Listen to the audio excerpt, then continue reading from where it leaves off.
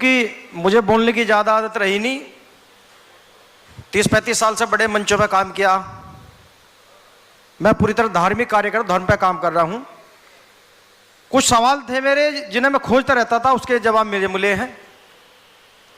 मैंने देखा भारत में जब तक मनुवादियों की धार्मिक सत्ता स्थापित है तब तक ही उनकी आर्थिक सत्ता स्थापित है, तब तक उनकी समाज की सत्ता स्थापित है। जब तक उनकी धार्मिक सत्ता स्थापित रहेगी हमारी राजनीतिक सत्ता भी नहीं आएगी, नहीं राजनीतिक सत्ता उनकी स्थापित रहेगी। तो हमारे जो समाज के लोग हैं, जो जाति के लोग, पिछड़ा वर्ग के लोग, बहुजन समाज के लोग, जब तक वो अपने धर्म की सत्ता स्थापित नहीं करेंगे हमारी कोई भी सत्ता स्थापित नहीं हो सकती। और वो कब स्थापित होगी? जब तक हमारे समाज के लोग मनुवादी व्यवस्था के धार्मिक पोंगा पंथ के गुलाम रहेंगे तब तक हमारी धार्मिक सत्ता स्थापित हो नहीं सकती। एक और बड़ा कारण है, हमारे समाज में टुकड़े हो गए हैं हमारे महापुरुषों के नाम को लेकर। कोई संत रविदास जी महाराज को लेकर अलग खड़ा हो गया, ये रविदास धर्म। कोई कबीर साहब की बात करता है, कोई तथागत भगवान बुद्ध की बात करता है। जब तक हम आध्यात्मिक रूप से बहुजन समाज के अपने संत गुरुओं के धार्मिक आध्यात्मिक एकता का आंदोलन नहीं चलाएंगे तब तक हम में धार्मिक सत्ता स्थापित नहीं हो सकती। उसके लिए मैं काम कर रहा हूं। क्या काम कर रहा हूं? नंबर एक तो यह है, मैं उदाहरण देना चाहूंगा। मेरे मार्गदर्शक बैठे हैं मेरे बड़े भाई राजाराम आनंद जी, जो उत्तर प्रदेश के अध्यक्ष हैं। उनके साथ थाईलैंड भी गया था, विदेश जाता रहता हूं। एक बार मेरे पास 2 साल पहले सिख धर्म के लोग आए। उन्होंने कहा भाई आप आध्यात्मिक व्यक्ति हैं, आपके पास कोई प्राकृतिक शक्तियां हैं? मैंने कहा मेरे पास तो साइंटिफिक है। तो उन्होंने कहा हमारे सिखों गुरुद्वारे में आप समय दे दीजिए। तो मैं पहले मना करता रहा, जब उन्होंने आग्रह किया तो चला गया। 2 दिन के लिए कार्यक्रम रखा। लगभग 10 जिलों में उनके सिखों गुरुद्वारे में मैंने साधना कराई, बुद्ध वंदना कराई उनके सिखों गुरुद्वारे में।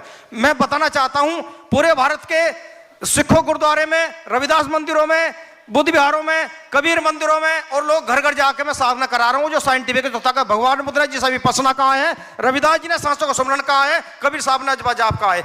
जब तक केवल हम संगठन बनाने में लगे रहेंगे, हम नारे लगाते रहेंगे, जब तक हम साधक नहीं बनेंगे, हम केवल उपासक बने रहेंगे। हमें साधना करनी पड़ेगी तथागत भगवान बुद्ध की तरह, रविदास जी महाराज की तरह, कबीर साहब की तरह, जो साइंटिफिक है, जो पंगा पंथ नहीं है। तो मैंने जब वहां साधना करने के लिए गया तो मेरे पास मेरे समाज के लोग आए, बाबा साहब को मानने वाले। उन्होंने कहा आप सिखों गुरुद्वारे में बाबा साहब की बात कर रहे हो, भगवान बुद्ध की बात कर रहे हो? मैंने कहा भाई मैं तो उनकी औलाद हूं। तो उन्होंने कहा हमारे रविदास गुरुद्वारे में समय दे सकते हो? मैंने कहा दे सकता हूं।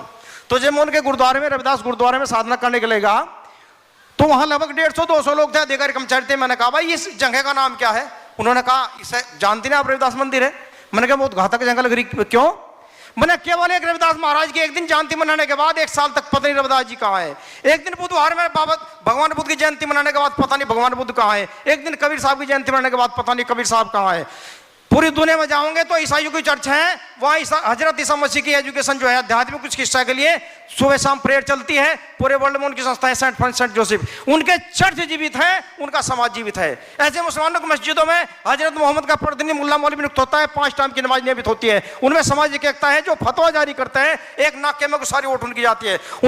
उनकी मस्जिदें जीवित है, उनका समाज जीवित है। सिखों गुरुद्वारे में भजन कीर्तन चलता रहता है, पाठ ही नियुक्त होते हैं, वहां लंगर चलता रहता है। उनके समाज का मानने वाले व्यक्ति अगर राष्ट्रपति प्रधानमंत्री हो वहां जूते साफ करता है। यहां बाबा साहब के सुविधाओं से, आरक्षण से मंत्री मुख्यमंत्री बनते हैं, प्रधानमंत्री राष्ट्रपति बनते हैं, अधिकारी कर्मचारी बनते हैं, और चढ़ावा मनुवादियों को देते हैं। हमारे समाज में हो रहा है, ऐसा नहीं है क्या?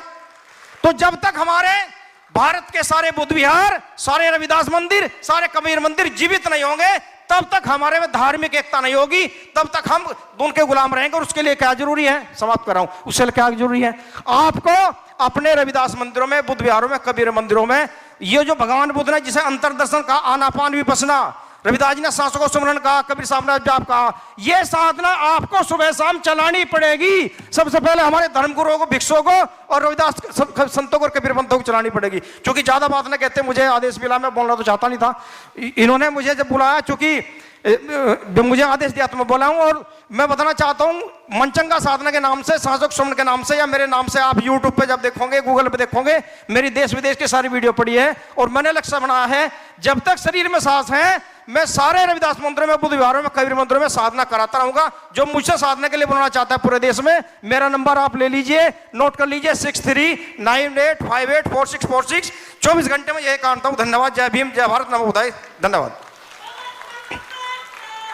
मैंने 10 साल पहले सभी धर्मगुरुओं के एकता पे किताब लिखी थी, तथागत भगवान बुद्ध रविदास महाराज को कबीर साहब को जोड़ने के लिए सभी महापुरुषों का एक ग्रंथ होना चाहिए। सिखों ग्रंथ के इसमें आधार बना गुरु नानक को, उसमें रविदास जी, कबीर साहब की, धन्ना सैन की सबकी वाणियां हैं। तो ये तथागत भगवान बुद्ध से लेकर जितने महापुरुष है बहुजन समाज के, उन सबका ये परिचय लिखा था, केवल उसका संकलन कर रहा हूं मैं 30 साल से।